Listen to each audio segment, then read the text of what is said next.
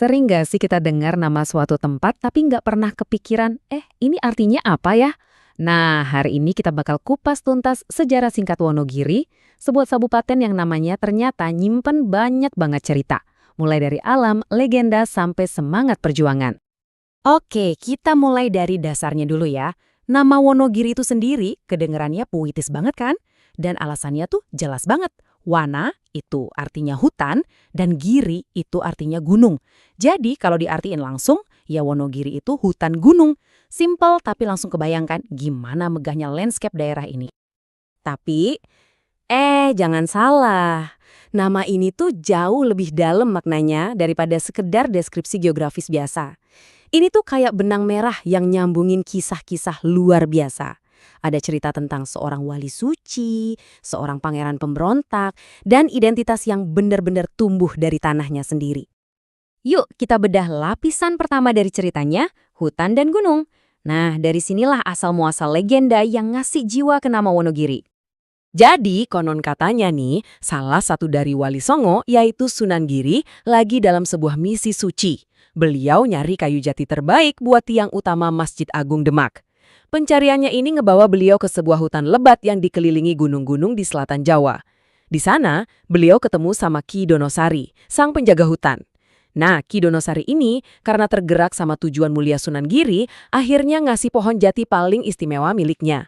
Sebagai tanda terima kasih dan penghormatan, Sunan Giri pun menamai wilayah itu sesuai dengan apa yang beliau lihat, wana dan giri, hutan dan gunung. Jadilah Wonogiri.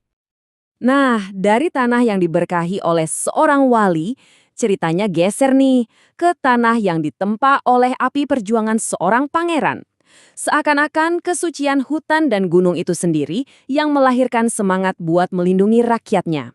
Inilah babak sejarah yang ditulis dengan darah dan keberanian oleh Raden Masaid atau yang lebih dikenal sebagai Pangeran Sambernyawa. Ada satu tanggal yang penting banget dan jadi titik baliknya. Coba inget-inget ya, 19 Mei 1741. Waktu itu, situasinya lagi panas-panasnya. Ketidakpuasan sama keraton dan tekanan dari penjajah Belanda udah diubun-ubun.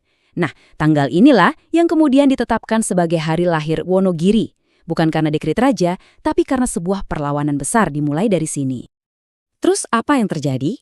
Raden Masaid, seorang pangeran yang udah gerah sama ketidakadilan, kayak pajak yang mencekik dan campur tangan asing, milih Dusun Nglaroh buat jadi markas besarnya. Disinilah beliau ngebentuk pasukan dan semacam pemerintahan tandingan. Dan ini poin kuncinya.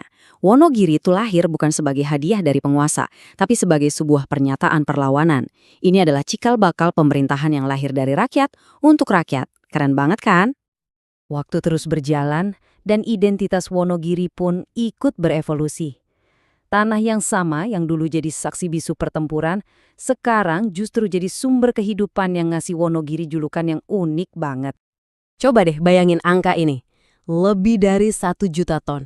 Itu kalau kita timbang kira-kira sama beratnya kayak 200.000 gajah dewasa. Gila kan? Itulah jumlah produksi singkong di Wonogiri setiap tahunnya. Angka yang fenomenal ini jadi kunci buat kita ngerti jantung ekonomi dan budaya Wonogiri modern. Yap, karena hasil panen singkong yang luar biasa banyak inilah, Wonogiri dengan bangga dapat julukan Kota Gaplek. Gaplek itu buat yang belum tahu adalah singkong yang dikeringin. Ini bukan sekedar komoditas biasa loh. Ini adalah simbol ketahanan pangan, cara cerdas masyarakat sana buat nyimpen makanan biar bisa menopang kehidupan sepanjang tahun. Perjalanan singkong ini sendiri udah jadi cerminan budaya Wonogiri. Dari umbi segal yang dipanen, diolah jadi gaplek yang awet. Terus dari gaplek inilah lahir tiwul, sebuah hidangan yang ikonik banget. Tiwul itu bukan cuma makanan pengisi perut ya, dia itu adalah warisan kecerdasan. Bukti gimana masyarakat Wonogiri mengubah hasil bumi yang sederhana jadi sesuatu yang bergizi, enak, dan syarat nilai tradisi. Jadi kalau semua potongan puzzle ini kita satuin, hutan purba, legenda suci, semangat pemberontak, dan tanah yang subur, apa sih yang kita dapat? Kita dapat sebuah warisan yang kaya dan berlapis-lapis. Kisah Wonogiri itu kayak tenunan yang keren banget. Alam ngasih dia nama, hutan gunung. Legenda ngasih dia jiwa lewat berkah Sunan Giri. Perjuangan ngasih dia fondasi pemerintahan lewat perlawanan Raden Masaid di tahun 1741.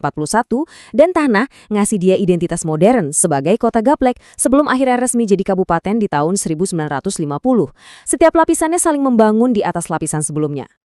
Wonogiri ini ngajarin kita satu hal penting. Setiap nama tempat itu kayak pintu ke masa lalu, penuh dengan kisah alam, keyakinan, dan perjuangan.